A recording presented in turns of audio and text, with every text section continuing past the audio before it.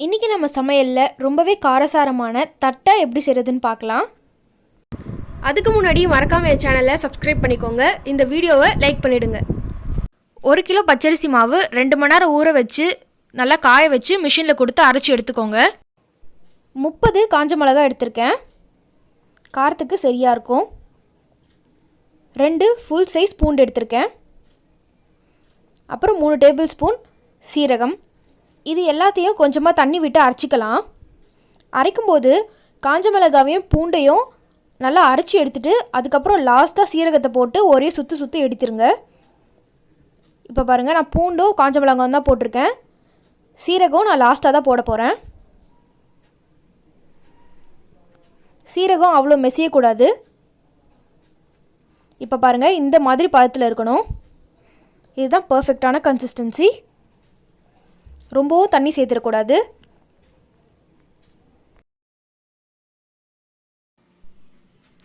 அரை அழாக்கு சிறுபருப்பு எடுத்திருக்கேன்.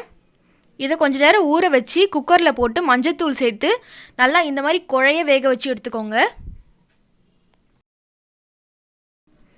கடலைப்பருப்பு நல்லா ஒரு 2 கைப்பிடி அளவுக்கு எடுத்திருக்கேன். இதை ஒரு அரை மணி நேரம் நல்லா ஊற வச்சு எடுத்திருக்கேன்.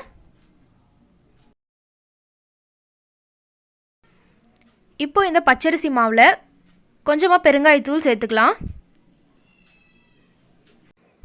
கொஞ்சமாக பேக்கிங் சோடா சேர்த்துக்கோங்க. நம்ம ஊற வச்ச கடலைப்பருப்பு எடுத்து சேர்த்துக்கலாம்.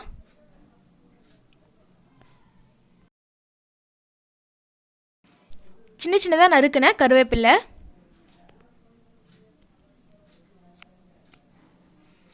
தேவையான அளவு உப்பு சேர்த்துக்கோங்க.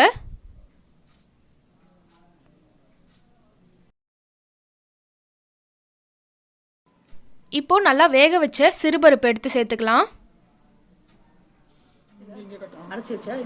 அப்புறம் நம்ம அரைச்சி வச்சுருந்த மிளகாய் பேஸ்ட்டு அதுவும் எடுத்து சேர்த்துக்கலாம். நல்லா தண்ணி கழுவி ஊற்றிக்கோங்க.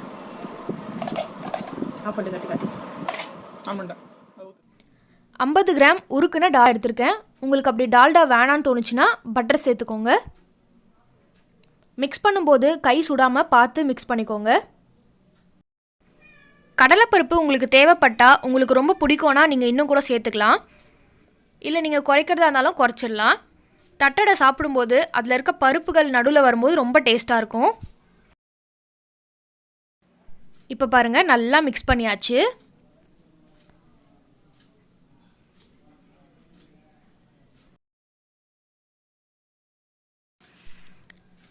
இப்போ கொஞ்சமாக தண்ணி சேர்த்துக்கலாம். அந்த மிக்ஸி ஜாரில் தண்ணி ஊற்றி கொஞ்சமாக இதில் சேர்த்துருக்கேன். தண்ணி சேர்க்கும்போது கொஞ்சம் பொறுமையாக பார்த்து சேர்த்துக்கோங்க. மாவு நல்லா இந்த கன்சிஸ்டன்சியில் இருக்கணும்.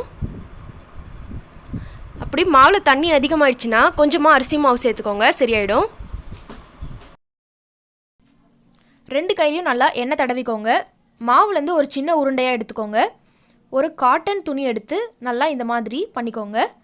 அந்த மாவை நல்லா இந்த மாதிரி ஸ்ப்ரெட் பண்ணிங்கன்னா அது நல்லா அழகாக நல்லா ரவுண்ட் ஷேப்பில் வரும். அவ்வளோதான். ரொம்ப மெலிசாவும் திரட்டிடாதீங்க, ரொம்ப தடிமாவும் திரட்டிடாதீங்க. கரெக்டாக மீடியமான சைஸில் திரட்டிடுங்க.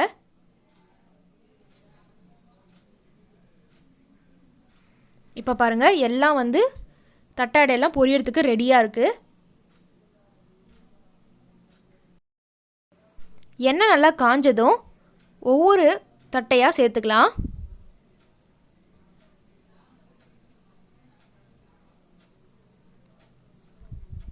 எண்ணெய் உள்ள சேர்க்கும்போது பார்த்து சேருங்க.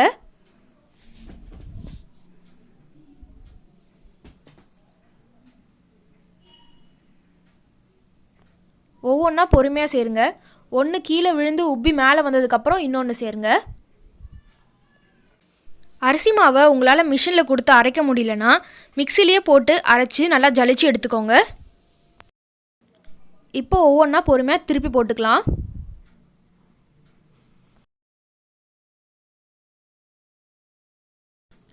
நல்லா கோல்டன் கலரில் வந்துடுச்சு. இப்போ இது எல்லாத்தையும் எடுத்துடலாம்.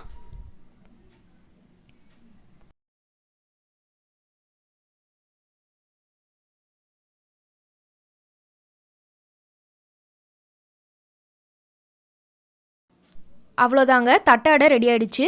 இது கொஞ்சம் பெரிய ப்ராசஸாக இருந்தாலும் சாப்பிட்றதுக்கு ரொம்பவே டேஸ்ட்டாக இருக்கும். கண்டிப்பாக செஞ்சு பாருங்கள். சூப்பரான கிறிஸ்பியான தட்டை அடை ரெடி ஆகிடுச்சு. நீங்களும் உங்கள் வீட்டில் செஞ்சு பார்த்துட்டு எப்படி இருக்குன்னு மறக்காமல் சொல்லுங்கள்.